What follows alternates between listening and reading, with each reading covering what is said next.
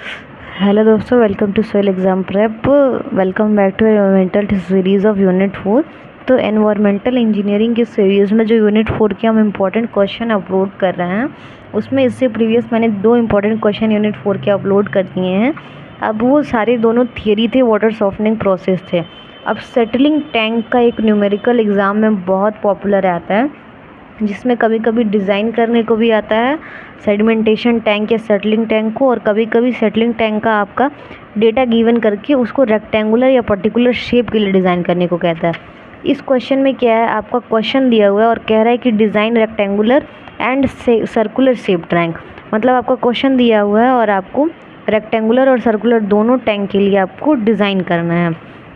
तो डिज़ाइनिंग में 2 ही चीज़ें रिक्वायरमेंट होती हैं टैंक में, एक आपका लेंथ, एक आपका ब्रेथ, और तीसरा होता है डेप्थ। तो depth in the case use होता है, बाकी लेंथ और ब्रेथ आपको निकालना कंपलसरी होता है।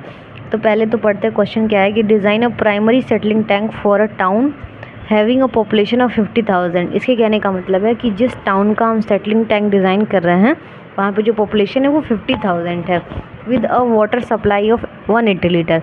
जहाँ पे वाटर का जो सप्लाई होता है पर डे वो आपका 180 लीटर होता है एक पर्सन के लिए। Design rectangular and circular shape tank. अब टैंक हमें डिज़ाइन करना है, एक बार रेक्टेंगुलर के लिए करेंगे और एक बार सर्कुलर के लिए करेंगे। तो जो डेटा गिवन है पहले उसको नोट डाउन कर लेते हैं। तो सबसे पहले हमारे पास क्वांटिटी ऑफ वाटर दिया है 180 लीटर, कह रहा है कि पर कैपिटा मतलब एक पर्सन के लिए। तो पॉपुलेशन हमारे पास 50,000 है, तो पूरे पॉपुलेशन के लिए तो 50,000 पॉपुलेशन के लिए जब निकालेंगे तो 180 से मल्टीप्लाई कर देंगे। एक पर्सन का 180 होगा तो 50,000 पॉपुलेशन का 50,000 गुणे 180 होगा, जो आपका आएगा 9 लाख के तकरीबन। तो आप इसको 9 × 10⁶ लीटर्स में भी लिख सकते हैं। अब आपका है क्वांटिटी ऑफ सीवेज जनरेटेड, कितना सीवेज जनरेट होगा उस पानी से। उसका फॉर्मूला क्या होता है कि आप 0.8 से मल्टीप्लाई करते हैं। ठीक है, 0.8 से मल्टीप्लाई करने पे ये फॉर्मूला होता है कि जो भी आपका वाटर आ रहा है, जितना यूज़ होता है, उसको 0.8 से मल्टीप्लाई करने पे जो भी आपका अमाउंट आएगा वो सीवेज में निकल जाता है, मतलब उतना वेस्ट ही होता है। तो 0.8 इंटू 50,000 इंटू 180 जब करेंगे तो आपका 7200 गुणे 10⁻³ LPCD है, ये LPCD आ जाएगा। ठीक है, अब क्या है कि 1000 लीटर में 1 मीटर क्यूब होता है, मतलब 1 मीटर क्यूब जो है एरिया में आपका 1000 लीटर पानी इस्तेमाल होता है। तो आपका टोटल सीवेज फ्लो जो है वो 7200 मीटर क्यूब पर डे आ जाएगा।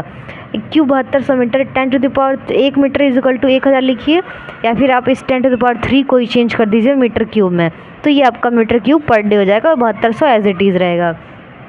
अब उसके बाद क्या है, assume detention period of 2 hour. हम मानेंगे कि 2 आवर का हम डिटेंशन पीरियड लेके चल रहे हैं, तो उस समय कैपेसिटी ऑफ टैंक क्या होगा, आपका 2 घंटे के लिए हम 2 घंटे के लिए लेके चल रहे हैं। ठीक है, और 1 घंटे में आपका मतलब 1 दिन में होता है 24 घंटा, तो 7200 गुणे 2/24 करेंगे, आपका आ जाएगा 600, मतलब डिटेंशन पीरियड आपका आ रहा है 600। ठीक, अब क्या निकालेंगे, डिटेंशन पीरियड आपका आ रहा है 600।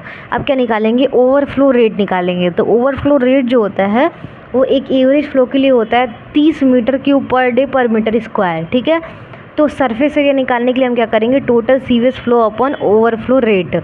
ये 30 तो आपका हमेशा कांस्टेंट ही रहेगा, और टोटल सीवेज आपका कितना आया था, 7200 आया था। ठीक है, 7200 मीटर क्यूब पर डे, तो 7200 डिवाइडेड बाई 30 करेंगे तो आपका आएगा 240 मीटर स्क्वायर। ठीक है, ये आपका आ जाएगा। उसके बाद क्या करेंगे, area into depth is equal to capacity होता है, तो डेप्थ इज इक्वल टू क्या हो जाएगा, capacity of on area. Capacity इसकी कितनी है, मतलब detention period, capacity of tank कितना आया था 600, और आपका एरिया जो है वो आपका अभी अभी आया है सरफेस एरिया 240, दोनों को डिवाइड करेंगे आ जाएगा आपके पास 2.5 मीटर।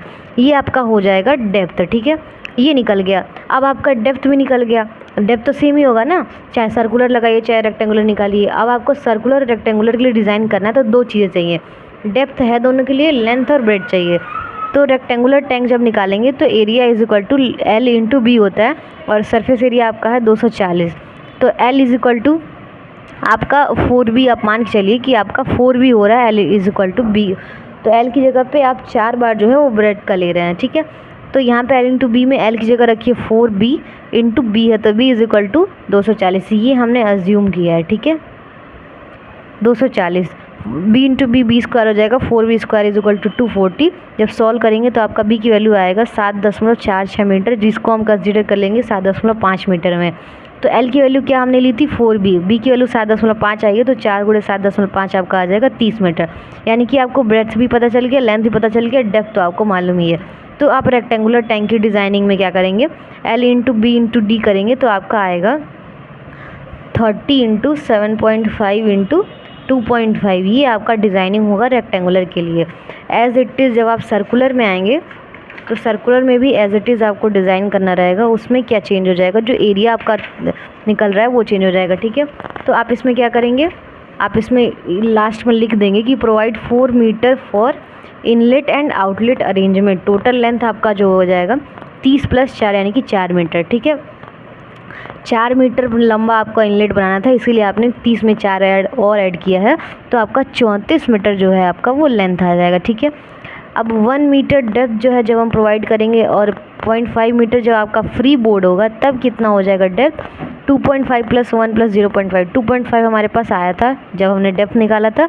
1 मीटर डेप्थ जो है वो हम इसमें ऐड कर रहे हैं अक्यूमुलेशन के लिए, और स्लज का जो डेप्थ है वो भी हम इसमें ऐड कर दे रहे हैं 0.5, तो ये 4 मीटर। तो लास्ट में जो आपका डायमेंशन आएगा रेक्टेंगुलर के लिए वो 34 × 7.5 × 4 मीटर होगा। तो ये आपका रेक्टेंगुलर डिज़ाइन हो गया। सर्कुलर में क्या करेंगे, उसमें एरिया एल इंटू बी से निकलता था, इसमें area A is equal to 240 metre square से निकलेगा। तो एरिया इज इक्वल टू होता है π/4d², 240 रहेगा। सॉल्व करेंगे तो डी की वैल्यू आपकी आ जाएगी 17.5 मीटर। सॉल्व कैसे हुआ, d² यही है 240, ये उधर चला गया तो 4/π हो गया है, स्क्वायर निकला तो रूट चढ़ा है, तो रूट में 240 × 4/π को सॉल्व करेंगे तो आएगा 17.5। डी की वैल्यू आ जाएगा 17.5। तो इसमें भी आपको पता चल गया कि आपको डायमीटर जो है वो 17.5 रखना है, डेप्थ आपका जो है वो 4 मीटर रखना है। तो सर्कुलर में 2 ही चीज़ें चाहिए होता है, एक डायमीटर और एक आपका डेप्थ, दोनों आपको पता चल गया। तो सर्कुलर डिज़ाइनिंग भी आप इससे टैंक का डिज़ाइन कर सकते हैं। तो रेक्टेंगुलर सेडिमेंटेशन टैंक और आपका सर्कुलर रेडिमेंटेशन टैंक दोनों आपका जो है वो डिज़ाइन हो जाएगा। तो ये प्रोसेस है कोई भी सेटलिंग टैंक या सेडिमेंटेशन टैंक को डिज़ाइन करने का। जब आपसे पर्टिकुलर पूछ ले कि हमको रेक्टेंगुलर और सर्कुलर शेप का टैंक डिज़ाइन करना है, जो वैल्यू दी हुई हो उससे पहले आप क्वांटिटी ऑफ वाटर निकाल लीजिए पूरे पॉपुलेशन के लिए, सीवेज निकाल लीजिए, उसके बाद से आप उसको मीटर क्यूब पर डे में चेंज करिए।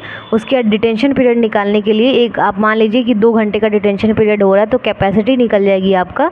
उसके बाद से जो है सरफेस एरिया निकालेंगे जिससे आपको डेप्थ मिल जाएगा। उसके बाद से पर्टिकुलर रेक्टेंगुलर टैंक के लिए आप एक बार डिज़ाइन करिए और सर्कुलर के लिए दूसरी बार। तो ये पूरा न्यूमेरिकल था सेटलिंग टैंक का। इसमें कोई इशू होगा किसी भी स्टेप में तो एक बार मुझे कमेंट में बताइएगा, मैं आपको दोबारा से रिपीट कर दूंगी।